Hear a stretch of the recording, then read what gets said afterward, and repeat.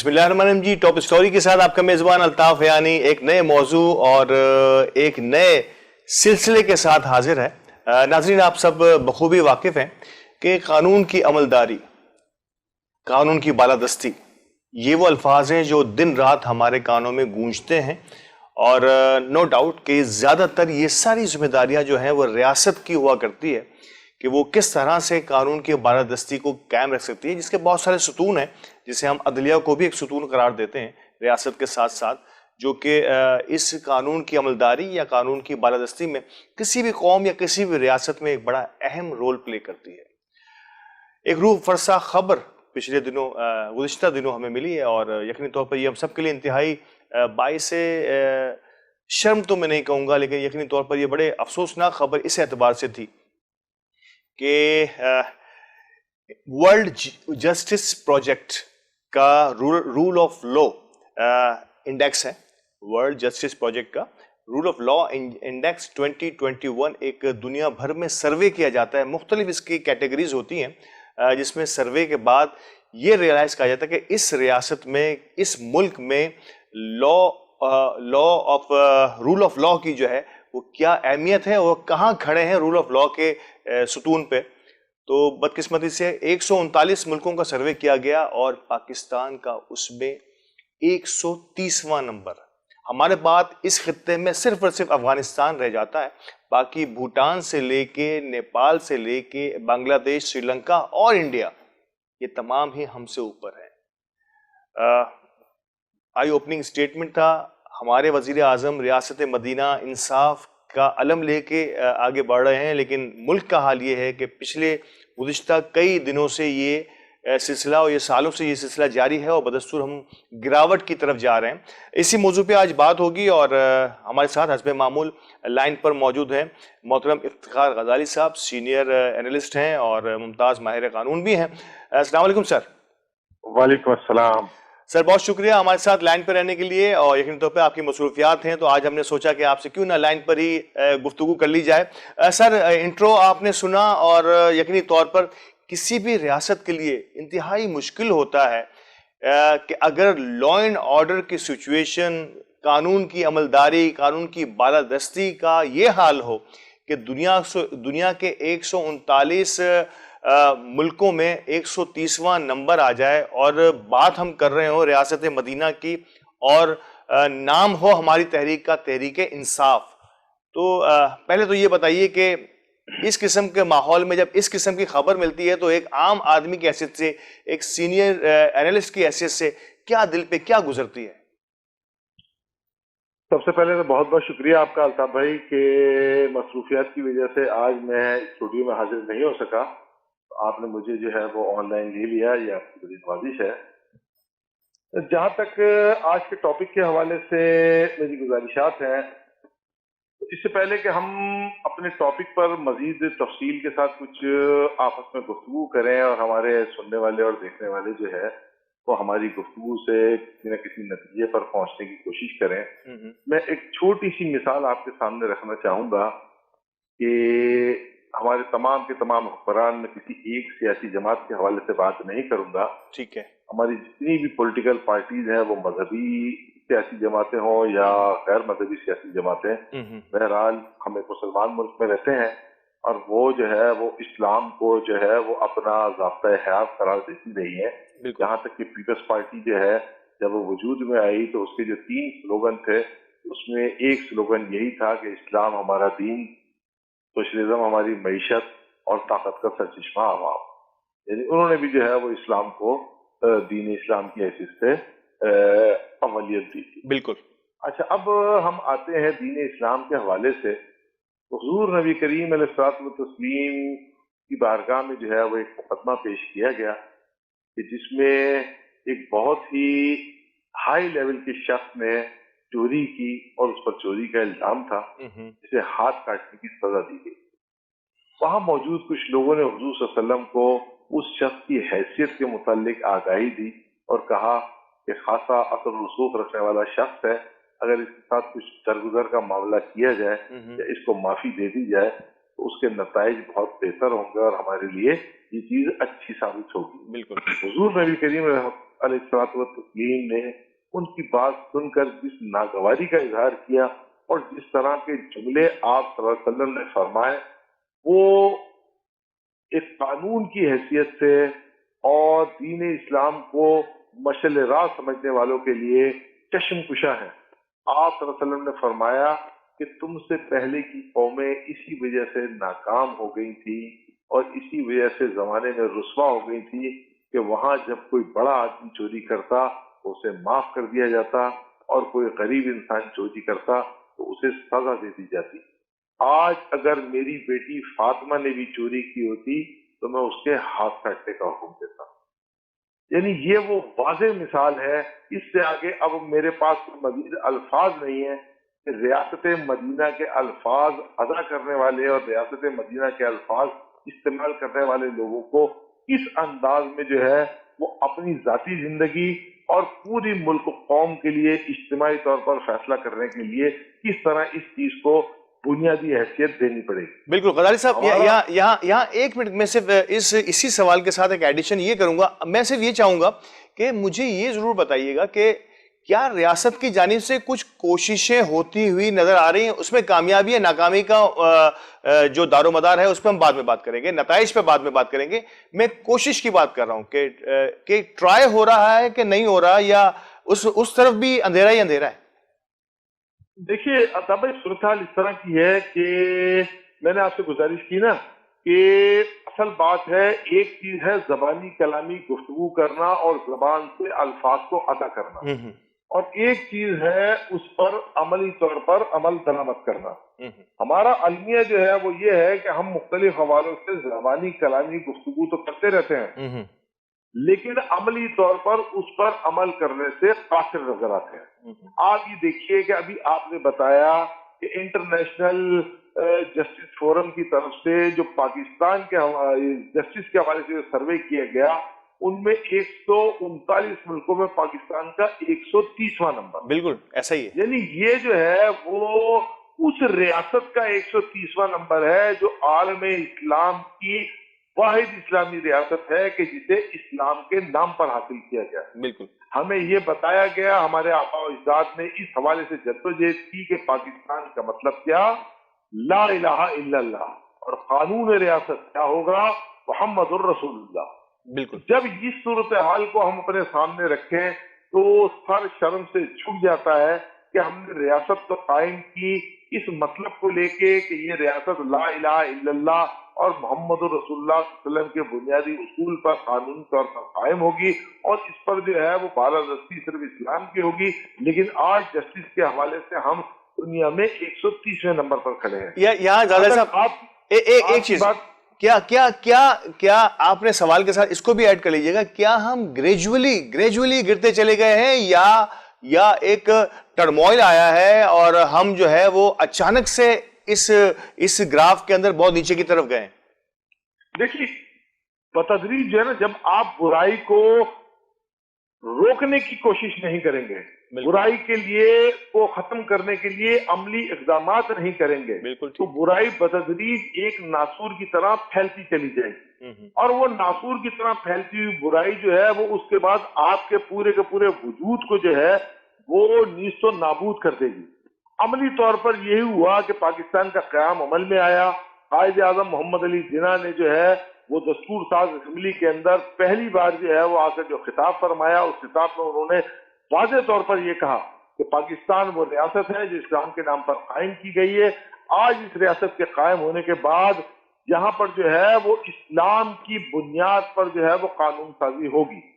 लेकिन अल्लाह ताला की कुदरत रही कि कायद आज़म मोहम्मद अली जिन्ना को बहुत ज्यादा अरसा नहीं मिल सका, और 1948 में कायद आज़म मोहम्मद अली जिन्ना हमें छोड़कर अल्लाह ताला की बारगाह में हाजिर हो गए, और उसके बाद बतदरीज रहनुमायान तहरीक पाकिस्तान खास तौर पर लियाकत अली खान जो है वो 51 में शहीद कर दिए गए।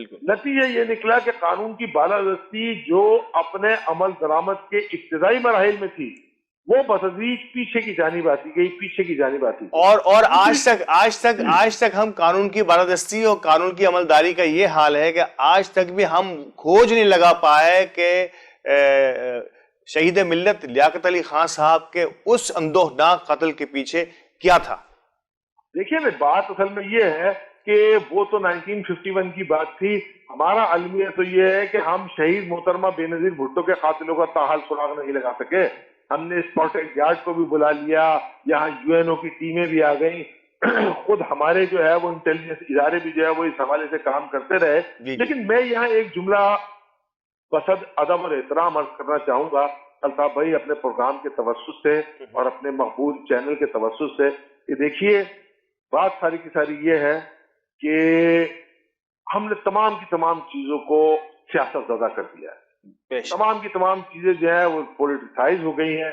आज सूरत हाल ये है कि इदारे मौजूद हैं, लेकिन उन इदारों में जब तक सियासी असर और रसूख ना हो, हम अपनी गली की सीवरेज लाइन को भी साफ नहीं करा सकते।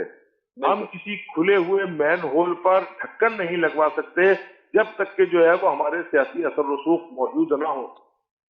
जबकि जो है वो उसके लिए इदारे मौजूद हैं और काम करने वाली शख्सियात और वहां मौजूद जो है वो तनख्वाहदार अफसरान और दीगर जो लोग हैं वो मौजूद हैं।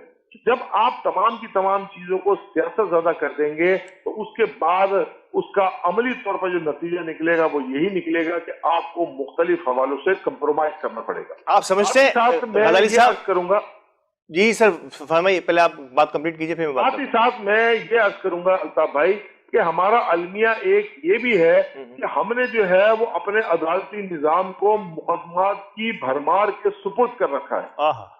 हमारे इदारे, हमारा मीडिया और हमारा प्रिंट मीडिया जो है वो अपना किरदार अदा करने के लिए तैयार नहीं है कि बहुत सारी छोटी छोटी चीजें जो गली मोहल्लों में पंचायत के जरिए या आपस में खानदानी निजाम के जरिए मिल बैठकर हल की जा सकती हैं, हम उन्हें भी अदालत में घसीट कर ले जाते हैं। नतीजा ये निकलता है कि एक एक जज के पास पेंडिंग मुकदमात की तादाद सैकड़ों और हजारों में मौजूद होती है। इस वक्त भी सुप्रीम कोर्ट की सूरत हाल ये है कि वहां हजारों की तादाद में मुकदमात पेंडिंग पड़े। यही सूरत हाल हाई कोर्ट की है और जो निचली अदालतें हैं वहां तो ना गुफ्तबा सूरत हाल है। आप अगर कोर्ट का जाके जायजा लें तो आपको ऐसा लगेगा कि कोई बहुत बड़ा जुलूस या कोई बहुत बड़ी रैली निकलने वाली है, यानी बच्चे, मर्द, खवातीन की एक भरमार आपको नजर आती है। आप अंदाजा लगाइए कि ऐसा माशरा जहां इतनी बड़ी तादाद में मुकदमात अदालतों के अंदर जेल इंतवा हो, वहां कानून की बालादस्ती हो सकती है। सर इतनी दगरगूं सूरत हाल, और अगर आप दूसरे अल्फाज में जिस अंदाज में आपने नक्शा खींचा, और ये रियलिटी है, हम इससे आंख नहीं चुरानी चाहिए। शुतुरमुर्ग की तरह आंख को रेत में दबा के हम हकीकत का इनकार नहीं कर सकते। तो आप समझते हैं, और आपकी बातों से भी अंदाजा हुआ, खुद मेरा भी ओपिनियन और कई लोगों का ये ओपिनियन, कि शायद हमारा ये सिस्टम जो है वो कोलैप्स की तरफ जाने लगा है। आप देखिए, अगर आप कानून पर अमल दरामद नहीं करेंगे, मैंने आपके सामने भी एक मिसाल रखी ना हुजूर नबी करीम की, जी। आप रसूल ने फरमाया कि तुमसे पहली वाली कौमें इसी वजह से तबाह बर्बाद हो गई थी। इसी वजह से तबाह बर्बाद हो गई थी कि जब वहां कोई बड़ा आदमी गलत काम करता था, चोरी करता था, बेईमानी करता था, तो वो सजा से बच जाया करता था। आज हमारे यहाँ सूरत हाल यही है कि जो बड़ा आदमी चोरी करता है तो उसके पास कितनी ज्यादा कानूनी तावीलात मौजूद होती हैं और उसके पास इतनी मुस्तस्नियात मौजूद होती हैं कि वो अपने जुर्म की सजा ही नहीं पा पाता। जब उसको उस जुर्म की सजा नहीं मिलेगी तो नतीजा क्या निकलेगा? अच्छा, उससे बड़ा अलमिया देखिए अल्ताफ भाई के यहाँ सूरत हाल इस तरह की है कि मुकदमात इतना तूल अख्तियार कर जाते हैं कि कई एक वाकयात हमारी अदलिया पर एक बदनुमा दाग की तरह नजर आते हैं। केस अदालतों में चलता रहा, मुजरिमों को जो है वो जिसको कहा जाए कि कानून को ना देखते हुए और कम तरीन शहादतों के बावजूद जो है वो मौत की सजा सुना दी गई। उनके लवाहिकीन ने और उनके अजीज व अकारिब ने उस हवाले से हायर अदालतों के अंदर अपील दायर की, और जब अपील का फैसला उनके हक में आया और आला अदालतों ने उन मुल्जिमान को जिन पर इल्जाम था बरी कर दिया, तो मालूम यह हुआ कि उन्हें तो कई साल पहले सजाए मौत दी जा चुकी है और फांसी के फंदे पर लटकाया जा चुका है। यानी आप अंदाजा लगाइए कि हमने बेगुनाहों को जो है वो फांसी के फंदे पे झूल दिया। तो जिस मुल्क में अदालती निजाम की ये हालत हो, जिस मुल्क में कानून की बालादस्ती की ये सूरत हाल हो, उस माशरे को और उस कौम को आप एक तरक्की याफ्ता मुल्क की फहरिस्त में लाने के कभी काबिल हो सकेंगे? यकीनन आपका जवाब और हम सबका जवाब नफी होगा। इस तरह की सूरत हाल में हम कभी कामयाब नहीं हो सकते। सर, सिर्फ क्या आप समझते हैं कि सिर्फ अदालतों की तादाद बढ़ा देने से میں یہاں آپ نے کچھ عدالتوں کا ذکر کیا, وہاں پینڈنگ کیسز کا ذکر کیا, کیا یہ ایک بہت بڑے انقلاب کی ضرورت ہے اور یہاں نیچے سے لے کر اوپر تک اور بہت سارے معاملات کو بھی دیکھنا ہوگا, ایون ہماری اپنے تربیت سلیبس سے لے کے اور بہت سارے لیول تک جانا ہوگا, یا صرف عدالتوں کی تعداد بڑھانے سے آپ اس مسئلے سے چھٹکارا حاصل کر سکتے ہیں؟ دیکھیے الطاف بھائی, میں گزارش کروں کہ عدالتوں کی کمی بھی جو ہے وہ ایک مسئلہ ضرور ہے, لیکن کسی بھی ادارے میں کسی بھی جگہ پر جو ہے وہاں افرادی قوت کے اضافے سے کارکردگی میں بہتری نہیں آتی. اصل بات ہے وہاں کام کرنے والے افراد کا اپنے کام سے اخلاص کے ساتھ وابستہ ہونا. بہت خوب. اگر اخلاص اور ایمانداری کے ساتھ وابستگی ہوگی تو کم تر افراد بھی جو ہے وہ بہتر نتائج دینے کے حامل ہوں گے. لیکن اگر آپ کے پاس اخلاص نہیں ہوگا, آپ کے اندر ایمانداری کا جذبہ نہیں ہوگا, آپ کے اندر وطن سے, ملک اور قوم سے اور اپنے دین سے محبت نہیں ہوگی, اور خاص طور پر اللہ رب العزت کے سامنے جواب دہی کا جذبہ آپ کے اندر موجود نہیں ہوگا, اور یہ احساس آپ کے اندر نہیں ہوگا کہ کل روز آخر آپ نے اللہ تعالیٰ کے سامنے پیش ہو کر اپنے تمام تر اعمال کا حساب دینا ہے, اس وقت تک نہ قانون کی بالادستی قائم ہوگی, نہ جو ہے نا وہ رول آف لا کی صورتحال ہوگی, اور نہ ہی جو ہے وہ ہم حیثیت قوم جو ہے وہ کامیابی اور کامرانی کی منازل طے کرتے ہیں. بہت خوب, بہت خوب. غزالی صاحب آپ ہمارے ساتھ ہی رہیں گے, اور کیونکہ وقفے کے لیے مجھے کہا جا رہا ہے تو ناظرین ہمارے ساتھ غزالی صاحب ہمارے ساتھ ہیں, اور میں یہ 130 نمبر پاکستان کو جو دیا گیا ہے 139 کے سروے میں, 139 ممالک کے سروے میں, اس کے فردن آپ کو وہ نکات بتاؤں گا کہ کئی شعبوں میں ایک کلیکٹیو ایفرٹ کر کے سروے کرنے کے بعد, جس میں کہ کرپشن ہو گیا, بنیادی حقوق ہو گئے, میڈیا ہو گیا, بہت ساری چیزیں ہیں, ان کو میں فردن سامنے لاؤں گا. ہم فردن ایک گفتگو کریں گے اور پوچھیں گے غزالی صاحب سے کہ اس پرٹیکولر ٹاپک پہ کہاں کون ذمہ دار ہے. اس پہ ہمارے ساتھ رہیے گا, ملتے ہیں بریک کے بعد.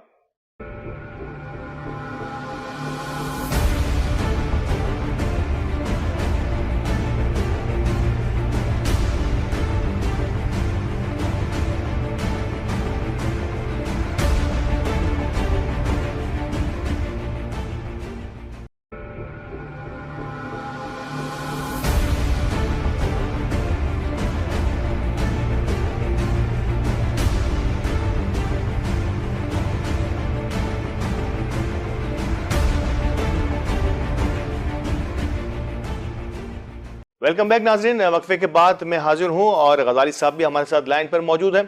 غزالی صاحب, میں نے وقفے پہ جانے سے پہلے آپ کو بتایا کہ وہ کیا ٹاپکس ہیں, وہ کیا عوامل ہیں جن کو ملا کے ایک world justice project rule of law کا انڈیکس بنتا ہے 2021 کا, جس میں پاکستان کا 130واں نمبر آیا ہے 139 میں.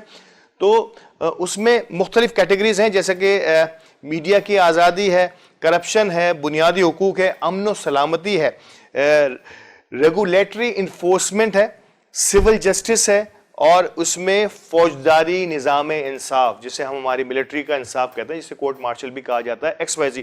تو اس پہ بھی میں فردن بات کروں گا. سب سے پہلے میڈیا کی آزادی, اور اس میں پاکستان سب سے زیادہ ان تمام میں, دیگر ممالک کی بات نہیں کر رہا, ان تمام میں ذرا سی بہتر پوزیشن میں ہے, وہ ہے 89. پاکستان کا 139 میں سے 99واں نمبر آیا ہے 89.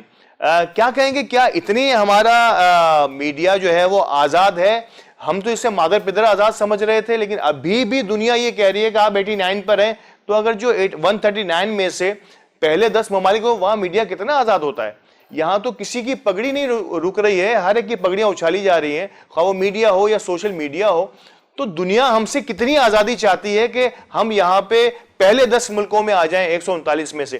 یہ تو ابھی بھی ہم 90 نمبر پہ کھڑے ہیں. کیا کہتے ہیں غزالی صاحب؟ دیکھیے الطاف بھائی, میں اس میں تھوڑا سا جو ہے وہ ہٹ کے بات کروں گا. جی کہ ایک چیز تو یہ ہے کہ میڈیا کی آزادی سے مراد لوگوں کی پگڑیاں اچھالنا یا ان کی تصحیح کرنا یا ان کے ذاتی معاملات کو جو ہے وہ میڈیا کی زینت بنا کر اپنی ریٹنگ میں اضافہ کرنا نہیں.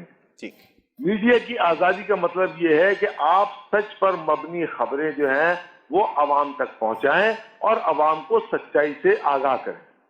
اتفاق کی بات ایسی ہے اور المیہ یہ ہے کہ ہم اپنی ریٹنگ کے چکر میں نمک مرچ اور مسالہ لگانے والی خبریں جو ہے وہ زیادہ پروجیکٹ کرتے ہیں اور عوام تک سچائی پہنچانے کے لیے اپنی ذمہ داری کو قطعاً محسوس کرنے کے لیے تیار نہیں ہے. بالکل. آپ کا اور میرا تعلق بھی جو ہے وہ الطاف بھائی میڈیا سے ہی ہے, لیکن الحمدللہ آپ کا اور ہمارا پروگرام جو ہے وہ دیکھنے والے جو ویورز ہیں وہ اچھی طرح جانتے ہیں کہ ہم نے ہمیشہ سچائی کا دامن اپنے ہاتھ میں رکھا ہے. بالکل. ہم نے لگی لپٹی بغیر جو ہے وہ اپنے پروگرام کے اندر جو سچ ہے وہ عوام کے سامنے لانے کی کوشش کی ہے. جی ہاں, کسی کے ساتھ بھی ہماری پوری کوشش رہی کہ ہم کسی کے ساتھ بھی پرسنل ہونے کی کوشش نہ کریں. جو عوامی مسائل ہیں, جو عوامی ایشوز ہیں, جو ملکی ایشوز ہیں, ریاست کے ایشوز ہیں, ہم اس کو ہائی لائٹ کرنے کی کوشش کرتے ہیں. جی ہاں, بالکل ایسا ہی ہے کہ ہم نے عوامی ایشوز پر بات کی, ہم نے نہ کسی کی ذاتیات پر بات کی, نہ کسی کے بیڈ روم اور کچن تک گھسنے کی کوشش کی. ہم نے یہی کوشش کی اپنے پروگرام کے اندر کہ ہم عوامی مسائل کو اجاگر کریں, اور ہماری کوشش ساتھ میں یہ بھی رہی کہ ہم عوامی مسائل کو اجاگر کرنے کے ساتھ کوشش یہ کریں کہ حکمراں طبقے تک جو ہے وہ ان مسائل کے حوالے سے جو حل ہے وہ بھی تجویز کرنے کی کوشش کریں. لیکن بحیثیت مجموعی اگر دیکھا جائے تو ہمارا الیکٹرانک میڈیا ہو یا پرنٹ میڈیا ہو, یہ جو ریٹنگ کی جنگ ہے, اس ریٹنگ کی جنگ نے ہمیں سچ سے دور کر دیا. ہمارے کئی ایک پروگرامات تو ایسے ہیں کہ جن کا نام ہی جو ہے وہ سچ کا سفر ہے, یا جو سچائی کے پرچارک بنتے ہیں, لیکن عملی طور پر اگر ہم ان پروگرامات پر نظر ڈالیں تو میں بہت معذرت کے ساتھ اور بسط احترام جو ہے وہ اپنے پروگرام کے توسط سے عرض کروں گا کہ ہمارے سر شرم سے جھک جاتے ہیں کہ لا حاصل قسم کے موضوعات پر, بے فضول قسم کے عنوانات پر اور ایسی نمک مرچ اور مسالے والی خبروں کو جو ہے وہ ہم زیادہ سے زیادہ اپنے ریٹنگ کے چکر میں جگہ دینے کی کوشش کرتے ہیں.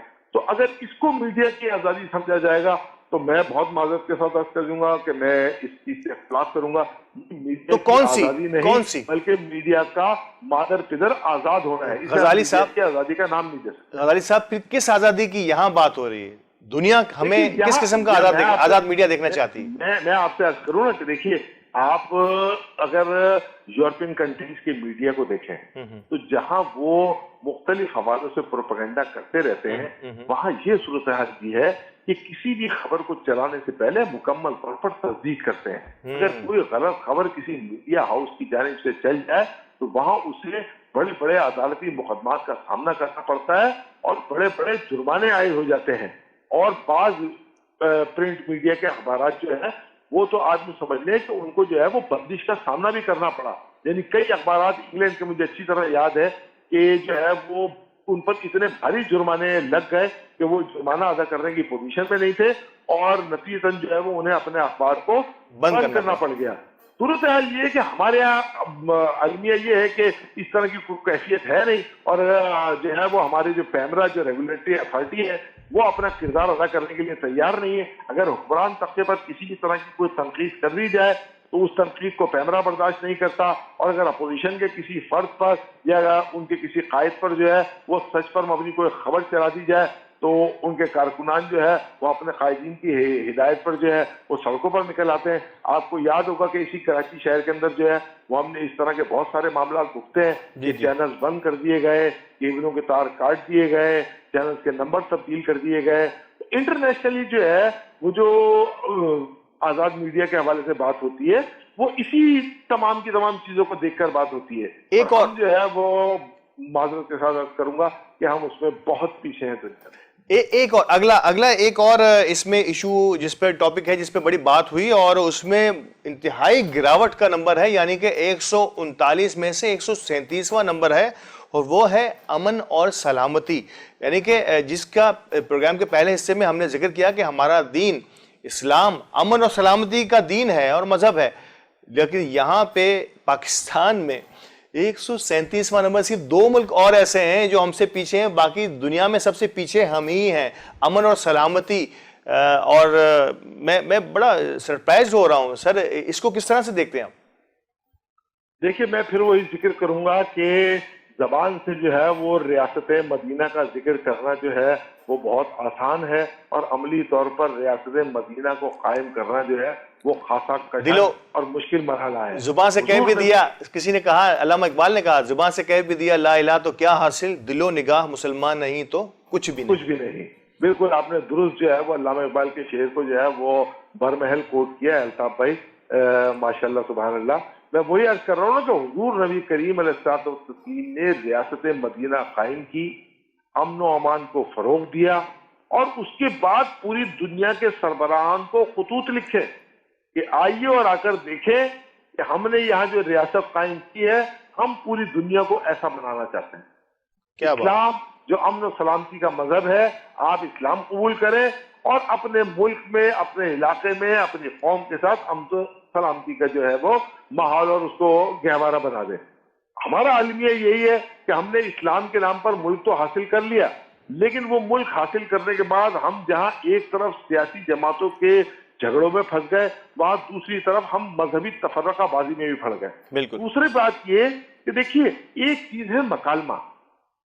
الطاف بھائی، آپ اگر جو ہے وہ اسلام کے ماضی کو دیکھیں تو وہ مکالمے کا دور تھا، وہاں دلیل سے بات کی جاتی تھی، بالکل دلیل کا جواب دلیل سے دیا جاتا تھا۔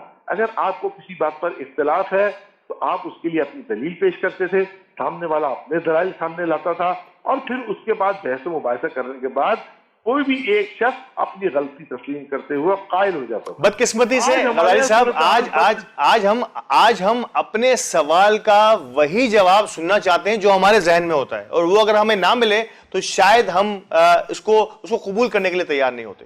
بالکل یہی صورتحال ہے کہ ہمارے ساتھ المیہ جو ہے وہ یہی ہے کہ ہم جو ہے وہ اپنی مرضی کی بات سننا پسند کرتے ہیں، اپنی مرضی کے سیاسی قائدین کا، اپنی مرضی کی سیاسی جماعت کا جھنڈا بلند کرنا چاہتے ہیں، اور ہمارے دل میں جو ہے وہ صرف یہی خواہش ہے کہ ہم جو ہے وہ جو ہمارے دل میں ہے تمام کے تمام لوگ اس کو صحیح سمجھے۔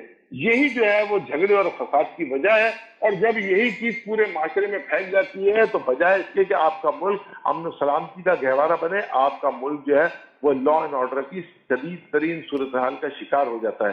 اسی کا نتیجہ یہ نکلتا ہے کہ جب سروے کیا جاتا ہے تو آپ کا ملک جو ہے وہ 133ویں نمبر پر آتا ہے۔ بہت خوب، ضرورت اس امر کی ہے کہ ہمارا میڈیا، ہمارے سیاسی اور ہمارے سماجی قائدین، اور خاص کر ہمارے مذہبی رہنما، چاہے وہ سیاسی ہوں یا غیر سیاسی ہوں، جو ممبر رسول پر بیٹھے ہیں یا جلسے جلوس اور ریلیوں میں موجود ہیں، انہیں چاہیے کہ عوام کو اس چیز کو باور کرانے کی کوشش کریں کہ بھائی اختلاف رائے اپنی جگہ پر ہے، لیکن اس کو موت زندگی کا مسئلہ نہ بنایا جائے، اور اختلاف رائے کو سامنے رکھتے ہوئے دلیل کا جواب دلیل سے دیا جائے، اور اگر اپنی غلطی ہے تو اس غلطی کو تسلیم کرتے ہوئے سر تسلیم خم کیا جائے، اور اپنے آپ کو درست اور بہتر کرنے کی کوشش کی جائے۔ بالکل، اور یہ تو ہمارے اسلام کا ترہ امتیاز ہے کہ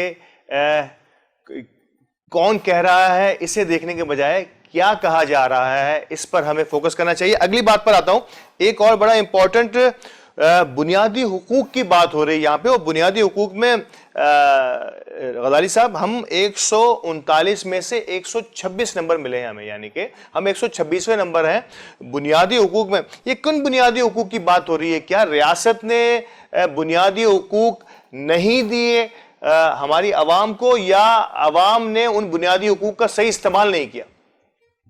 دیکھیے الطاف بھائی، میں آپ سے گزارش کروں کہ ریاست کی ذمہ داری ہوتی ہے کہ وہ عوام کو صحت کی بنیادی سہولیات مہیا کرے۔ ریاست کی ذمہ داری ہوتی ہے کہ وہ عوام کو پینے کا صاف پانی مہیا کرے۔ ریاست کی ذمہ داری ہوتی ہے کہ وہ عوام کو تعلیم کی اعلیٰ سے اعلیٰ سہولیات مہیا کرے۔ ریاست کی ذمہ داری ہوتی ہے کہ وہ پوری ریاست میں امن و امان کا نظام قائم کرے۔ ریاست کی ذمہ داری ہوتی ہے کہ وہ بجلی، گیس، پانی اور تمام کی تمام سہولیات جو ہے وہ اپنے ملک کی عوام کو پرووائڈ کرے، جس کے لیے حکمران طبقہ جو ہے وہ مختلف حوالے سے مختلف ٹیکسز عائد کرتا ہے، اور وہ ٹیکسز کی وصولیابی کے بعد عوام کو یہ تمام کی تمام سہولیات مہیا کرتا ہے۔ بحیثیت مجموعی اگر ہم دیکھیں تو ہمارے یہاں جو ہے وہ ایک طرف تو ٹیکس نیٹ بہت چھوٹا ہے، ہم ٹیکس چور کے طور پر مشہور ہیں، دوسری جانب جو ٹیکس کی وصولیابی ہوتی ہے وہ مکمل طور پر نہ صحیح، لیکن عام عوام سے رائے لی جائے تو تقریباً 70-80% جو ہے وہ کرپشن کی نظر ہو جاتی ہے۔ بالکل، صرف 15 سے 20% جو ہے وہ عوام کی بنیادی ضروریات کی طرف جو ہے وہ اس کے خرچات ہوتے ہیں۔ یعنی آج اگر ہم اپنے صرف شہر کراچی کا جائزہ لیں تو ہمارے کراچی شہر کی سڑکیں آپ کو کھنڈر کا منظر پیش کرتی ہوئی نظر آئیں گی. ہمارے کراچی شہر کے مین روڈوں سے آپ کو ڈھکن غائب نظر آئیں گے. ہمارے شہر کراچی جس کی آبادی غیر اعلانیہ طور پر جو ہے وہ تقریباً 3 کروڑ سے تجاوز کر چکی ہے, اس آبادی کے لیے سرکاری طور پر صرف 2 بڑے اسپتال, ایک جنا ہاسپٹل اور ایک سول ہاسپٹل موجود ہے, جبکہ علاقوں میں چھوٹے چھوٹے اسپتال ہیں کہ جہاں بہتر انداز میں دوائیاں تو دور کی بات ہے, کسی مریض کو جو ہے وہ اگر زخمی وہاں پہنچ جائے تو بہتر مرہم پٹی کی سہولیات بھی میسر نہیں ہے. تو ایسی صورتحال جب ہوگی, اور یہ اس شہر کا میں المیہ اور رونا آپ کے سامنے پیش کر رہا ہوں کہ جو شہر پورے پاکستان کے ٹیکس ریونیو کا 62% پیش کرتا ہے, یعنی پورے پاکستان میں جہاں بنیادی سہولیات کے حوالے سے 100 روپے خرچ کیے جاتے ہیں تو اس میں کراچی شہر کا شیئر 62% ہوتا ہے. بالکل. اب جو شہر 62% جو ہے وہ شیئر پورے پاکستان کو پرووائڈ کرتا ہو, اس اپنے شہر کا یہ حال ہے کہ وہاں کوئی پرسان حال نہیں. بالکل بالکل. اب جب ایسے بڑے شہر کا کوئی پرسان حال نہیں ہوگا تو آپ اندازہ لگا لیجئے کہ پورے ملک کی صورتحال کیا ہو, اور بنیادی حقوق کی کیا صورتحال ہوگی. صرف کراچی جیسے بڑے شہر جو اٹ سیلف جو ہے ایک ملک کسی کیفیت رکھتا ہے, حیثیت رکھتا ہے, کسی کئی ملکوں سے بڑا ہے کراچی کی آبادی جو ہے, لیکن بدقسمتی سے کراچی کے اگر موجودہ سسٹم کو دیکھا جائے تو پورا ملک کا آئینہ دار جو ہے وہ ہمیں پتہ چل جاتا ہے کہ ریاست نے کراچی کے لیے کیا کیا تو ملک کے لیے کیا کیا ہوگا. ایک اور بڑی امپورٹنٹ چیز اس موقع پر غالباً ڈسکنیکٹ ہوئے ہیں ہم لائن سے, غزالی صاحب سے, جیسے وہ آن لائن ہوتے ہیں میں بات کرتا ہوں ان پہ. ایک اور بڑا اہم ایشو ناظرین اسی ٹاپکس میں آیا ہے کرپشن کا, اور وہاں ہم پاکستان 139 میں سے 123ویں نمبر پر آیا ہے. میرا خیال ہے اگر میں آپ سے بھی یہ رائے لینا چاہوں کہ 139 ملکوں کے سروے میں پاکستان کا کرپشن میں 123واں نمبر ہونا چاہیے یا نہیں, تو کم و بیش اس کے آس پاس کا ہی مجھے آپ تب کی طرف سے بھی جواب ملے گا. کیوں نہیں ہو, کیوں ہم اس چیز کو روکنے میں کامیاب نہیں ہوئے؟ کیا کرپٹ, میں یہاں ایک اور بات ضرور کرنا چاہوں گا, کیا کرپٹ صرف ریاست ہوتی ہے, ادارے ہوتے ہیں, یا خود عوام بھی ہوتی ہے؟ ہمیں اس بات پر بھی ضرور غور کرنا ہوگا کہ میں اور آپ اور جہاں بھی ہمیں کسی بھی لیول کی ہمیں گنجائش مل جائے, کسی بھی لیول کی ہمیں اپرچونٹی مل جائے یا عہدہ مل جائے, میں یہ کہہ لوں, تو وہاں سے بھی, کیونکہ ہمارے سلیبس میں یہ سب چیزیں اس انداز سے شامل نہیں رہی ہیں, تو میں اور آپ بھی شاید اس سے فائدہ اٹھانے کی کوشش کرتے ہیں, خواہ وہ چھوٹی سی سڑک پہ چلنے والی کوئی بات ہو یا کسی ادارے کے سربراہ کی حیثیت سے بات ہو رہی ہو. غزالی صاحب ہیں ہمارے ساتھ لائن پر؟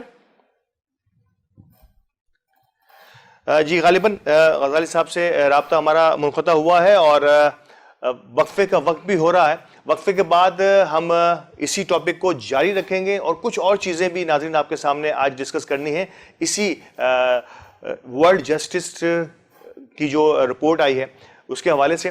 ہمارے ساتھ رہیے گا.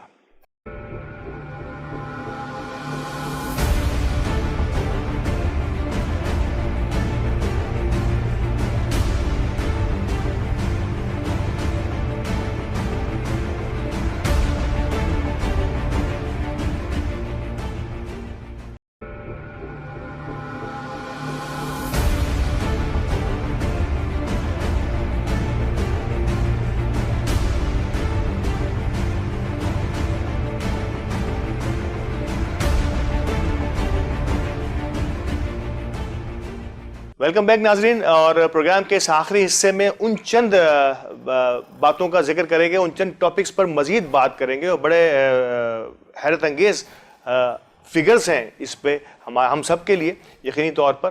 اور جیسے کہ مختلف موضوعات پہ ہم بات کرتے چلے آئے کہ پاکستان کا 130واں نمبر کیسے آیا 139 نمبر میں سے, تو اس پہ ہم نے کافی ٹاپکس پہ تو ہم نے بات کی. ایک ٹاپک اور ہے اس میں, سول جسٹس, جس کا ذکر بھی غزالی صاحب نے کیا اپنے پروگرام کے پہلے حصے میں, کہ اگر عدالتوں میں جائیں تو خواتین, بچوں اور مجرموں کا, اور مطلب ایک جم غفیر ہے کہ شاید انصاف کے تقاضے اتنے جلد پورے نہیں ہوتے, اور جو ایک روح فرسا انہوں نے خبر سنائی کہ اس فرد کو رہا کیا گیا جس کو تو سزائے موت ہو چکی ہے. تو تو سر یہ غزالی صاحب مجھے یہ بتائیے کہ سول جسٹس میں پاکستان کا 124واں نمبر ہے 139 میں سے، تو یہ سول جسٹس فراہم کرنے میں یہاں ہم سٹی کورٹ کی بات کر رہے ہیں یا ملیٹ کورٹ کی بات کر رہے ہیں یا پورے پاکستان کی اس چھوٹی کورٹس کی پہلی کورٹ جسے ہم کہتے ہیں اس کی بات کریں، تو حالات تو بڑے دگرگوں ہیں. 124واں نمبر ہے 139 میں سے. دیکھیے میں نے پروگرام کے ابتدا میں بھی عرض کی نا الطاف بھائی کہ صورتحال یہ ہے کہ ہم جو ہے وہ بحیثیت مجموعی ہمارا معاشرہ جو ہے وہ زوال کی جانب گامزن ہے. عدم برداشت جو ہے وہ اس حد تک بڑھ چکا ہے کہ بہت سے ایسے معاملات کہ جن کو خاندانی بزرگ بیٹھ کر جو ہے وہ حل کر سکتے ہیں یا علاقے محلے کی پنچایت کمیٹی کے ذریعے جنہیں حل کیا جا سکتا ہے، وہ معاملات جو ہے وہ بھی ہم عدالتوں کے اندر لے جاتے ہیں، جس کا نتیجہ یہ نکلتا ہے کہ عدالتیں جو ہیں وہ مقدمات کی بھرمار کے پیش نظر بہتر انداز میں فیصلے نہیں کر پاتی ہیں.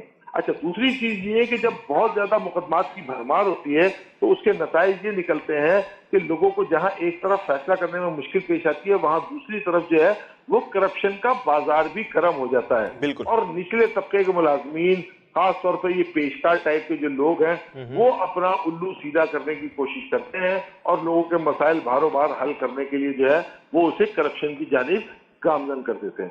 نتیجہ یہ نکلتا ہے کہ معاشرے میں بے انصافی جو ہے وہ بتدریج پھیلتی چلی جاتی ہے اور اس کے نتائج جو ہے وہ معاشرے کا دگرگوں ہو جانا اور بےحس ہو جانا جو ہے وہ ظاہر کرتا ہے. تو اسی وجہ سے جو ہے وہ آج صورتحال یہ ہے کہ ہم جو ہے وہ سول جسٹس میں بھی جو ہے وہ بالکل جس کو کہا جائے کہ نچلی پوزیشن میں آئے ہیں. وجہ اس کی یہی ہے کہ ہماری جو نچلی عدالتیں ہیں، جو اسٹیشن عدالتیں ہیں، اس کے اندر مقدمات کی بھرمار ہے، ججوں کو فیصلہ کرنے کا وقت نہیں مل رہا. اب آپ یہ اندازہ لگا لیجیے نا کہ ایک شخص کے پاس ایک دن میں 100 مقدمات کی فائلیں رکھی ہوں گی. اب ان 100 مقدمات میں جو کورٹ کا ٹائم ہے اس ٹائمنگ میں وہ کہاں اور کس انداز میں بہتر فیصلہ کر پائے گا. میں نہیں سمجھتا کہ ایک انسان ہونے کے ناطے جج بھی ظاہر ہے کہ ایک انسان ہے، اس سے بھی غلطی ہو سکتی ہے. تو اس غلطی کے نتیجے میں جو ہے وہ ظاہر ہے کہ انجسٹس تو معاشرے میں پھیلے گا اور اس کا نتیجہ اسی طرح نکلے گا. سر یہ جو عدالتوں میں بھرمار ہے کیسز کی، اسنیچنگ سے لے کے رابری سے لے کے فیملی ایشوز سے لے کے، کیا ان سب چیزوں کا تعلق ہماری تربیت سے ہے؟ شاید ہم تربیت سے دور ہٹتے چلے گئے کہ ایک زمانہ تھا جیسے کہ آپ نے ذکر کیا کہ بہت سارے مسائل جو ہیں وہ فیملی کورٹ میں جانے سے پہلے فیملی کے اندر ودن فیملی حل کر لیے جاتے تھے، لیکن اب شاید یہ رسم ہی، یہ رواج ہی ختم ہو گیا ہے.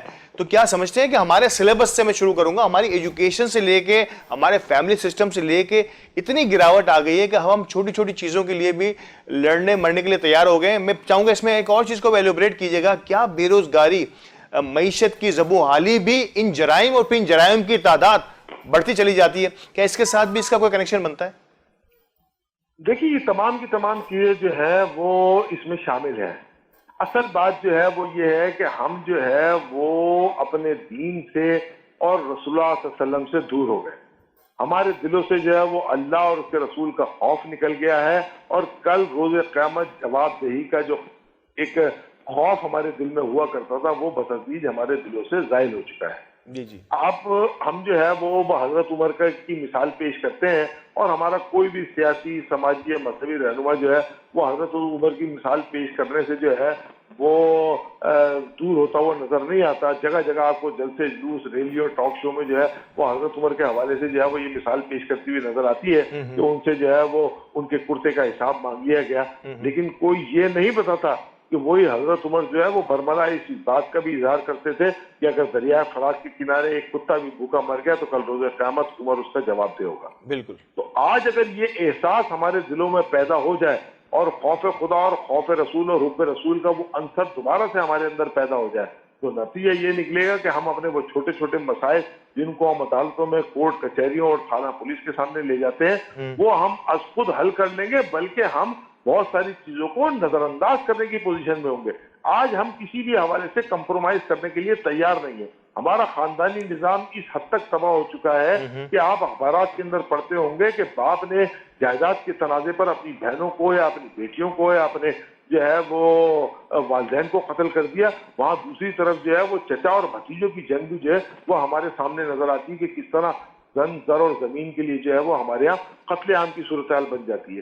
تو جب معاشرہ اس حد تک زوال کا شکار ہو تو وہاں آپ کس طرح کے نتائج کی توقع کر سکتے ہیں؟ یہاں غزالی صاحب ایک چیز اور آپ کے سوال سے مجھے ایک سوال آ رہا ہے، اور یقینی طور پر آپ کو دنیا کو دیکھنے کا تجربہ ہے، آپ نے دنیا کے کئی ممالک کا وزٹ کیا ہے آپ نے. میں ضرور چاہوں گا کہ آپ نے دین سے دوری کا ذکر کیا. وہ ویسٹ جہاں پہ دین کی اساس، یعنی جسے ہم ایمان کہیں گے، ایمان کی دولت سے تو وہ بالکل ہی نہ آری ہیں، وہ جسے ہم کہیں گے وہ بالکل ہی دور ہے، ایمان سے دور ہیں، وہ دین کی لذتوں سے دور ہیں، لیکن شاید یہ ان تمام چیزوں میں قریب ہیں. تو کیا آپ سمجھتے ہیں کہ ایک ہوتا ہے انفرادی گناہ اور ایک ہوتا ہے اجتماعی گناہ، یعنی کہ جو معاشرے کو ختم کرتا ہے، اور ایک ہوتا ہے جو میری اپنی ذات تک محدود رہے، جسے ہم کہتے ہیں کہ ویسٹ میں جو ہے وہ زنا عام ہے، وہاں پہ جو ہے اور بہت ساری ایسی لغویات پہ کا استعمال پہ کوئی پابندیاں نہیں ہیں جیسے ہمارے یہاں مسلم ممالک میں ہوا کرتی ہیں، اور ایسی بے شمار انفرادی جرم کہیں یا انفرادی گناہ کہیں، اور ایک ہوتا ہے اجتماعی. آپ اس کو کس کمپیریزن میں دیکھتے ہیں؟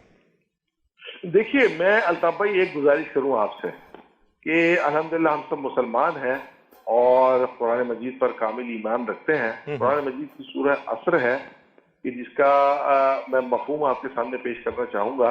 جو بات آپ نے کہی اس میں بڑی واضح نشاندہی ہے کہ اللہ تعالیٰ جو ہے وہ عصر کی، زمانے کی قسم کھاتے ہوئے کہتا ہے کہ والعصر ان الانسان لفی خسر، زمانے کی قسم کہ بے شک انسان خسارے میں ہے. الا الذین آمنوا وعملوا الصالحات، سوائے ان لوگوں کے کہ جو ایمان لائے اور عمل صالح کرتے رہے. آج عملی طور پر جو صورتحال ہے وہ یہ ہے کہ ہم ایمان لے آئے ہیں اور عمل صالح کو چھوڑ بیٹھے ہیں، جبکہ جن لوگوں کی مثال آپ نے پیش کی وہ ایمان کی دولت سے تو خالی ہیں، لیکن عمل صالح ہمیں تمام کے تمام اس معاشرے میں نظر آتے ہیں کہ جو اصل میں مسلمانوں کی میراث ہوا کرتی. ہم عمل صالح بھی کیا کرتے تھے اور ہم ایمان والے بھی تھے. آج ہم صرف مسلمان، نام کے مسلمان رہ گئے کہ ایک مسلمان گھر میں پیدا ہوئے اور ہمارا نام محمد علی اور محمد حسین اور ابو بکر اور عمر رکھ دیا گیا ہے، لیکن عملی طور پر ہم جو ہے وہ عمل صالح سے مکمل طور پر خالی ہیں. ہم لا الہ الا اللہ محمد رسول اللہ صلی اللہ علیہ وسلم کے مطلب کو سمجھنے سے قاصر ہیں. نتیجہ یہ نکل رہا ہے کہ ہمارا معاشرہ مکمل طور پر تباہ حالی کا شکار اور تبو حالی کی جانب گامزن ہو گیا. اگر رجوع الی اللہ اور رجوع الی الرسول کر لیا جائے تو انشاءاللہ تعالی وہ جو نشاط ثانیہ اسلام کی جس کا ہم انتظار کر رہے ہیں، میں نہیں سمجھتا کہ وہ وقت دور ہو اور انشاءاللہ تعالی اسلام کی نشاط ثانیہ دوبارہ سے. بالکل. اور مجھے کہا جا رہا ہے کہ آخری ہمارے پاس 1 سے 2 منٹ ہیں. میں چاہوں گا کہ یہ آخری ٹاپک پر بھی اس پہ بات ہو جائے. غزالی صاحب، فوجداری نظام انصاف، فوجداری نظام، ہم تو بڑے سمجھتے تھے کہ ہمارا کورٹ کا نظام انصاف جو ہے، کورٹ مارشل جسے ہم کہتے ہیں، یہ بڑا ہی جو ہے وہ امپورٹنٹ ہے اور وہاں بڑی سختیاں ہیں، لیکن یہاں بھی 139 میں سے پاکستان کا 108واں نمبر آیا ہے، 108. یعنی کہ کیا آپ سمجھتے ہیں کہ وہاں بھی قربہ پروری یا اس قسم کی دیگر چیزیں موجود ہیں کہ یہاں پاکستان 139 میں سے 108 نمبر پہ، ہم سے پہلے 100 سے زائد ملک ہیں؟ دیکھیے، اب میں اس حوالے سے یہ کہنا چاہوں گا کہ میرے پاس کوئی ایسا فارمولہ نہیں ہے کہ جس سے میں یہ چیک کر سکوں کہ جو انٹرنیشنل جسٹس فورم ہے اس نے کس پیمانے پہ ان تمام کی تمام چیزوں کو جو ہے وہ ناپا ہے. لیکن عملی طور پر اگر دیکھا جائے تو بحیثیت مجموعی ہمارا جو فورسز کا ادارہ ہے وہ بہرحال الحمدللہ ہمارے تمام کے تمام اداروں سے جو ہے وہ بہتر انداز میں کام کرتا ہوا ہمیں نظر آتا ہے. ہاں، یہ ہو سکتا ہے کہ دیکھیے بحیثیت انسان، ہر انسان سے غلطی کوتاہی سرزد ہو سکتی ہے، لیکن ملک اور قوم کے مفاد میں ہم اگر کوئی بہتر فیصلہ کریں اور بعد میں اس فیصلے کے نتیجے حسب سابق اور حسب مزاج جو ہے وہ نہ نکل سکے تو ہم کسی کو جو ہے وہ مورد الزام ٹھہرا دیں. ہمیں چاہیے کہ اس کو جو ہے وہ ایک ہیومن ایرر کے طور پر لیتے ہوئے اس کو درگزر اور معاف بھی کر دیا. سر ایک سوال آخر میں ختم کرنے سے پہلے آخری سوال ضرور کروں. کیا یہ سارے سرویز پولیٹیکل بھی ہو سکتے ہیں کہ کسی ملک کو اب پریس کرنا ہو، جس طرح FATF کا فائدہ اٹھا رہے ہیں، دنیا ہمارے ساتھ کھیل رہی ہے، کیا ایسا بھی ہو سکتا ہے کہ یہ سروے کرا کے پاکستان کی ریٹنگ کو ڈاؤن کر کے دنیا کے انویسٹرز کو پاکستان سے دور کیا جائے؟ میں چاہوں گا آخری چند سیکنڈ ہے ہمارے پاس. देखिए, एक आंसर ये भी हो सकता है कि पूरी दुनिया में पाकिस्तान का नाम बदनाम करने की कोशिश की जाए और इस हवाले से जो है वो भारतीय और गैर मुल्की प्रोपेगेंडा जो है वो अपना काम भी करता हुआ और असरअंदाज होता हुआ नजर आ सकता है, और हम इस पे सोच सकते हैं। लेकिन मैं फिर भी ये गुजारिश करूंगा कि हम जिस माशरे में रहते हैं, बहैसियत मजमूई हम भी तो अपनी आंखों से उस माशरे को देख रहे हैं ना।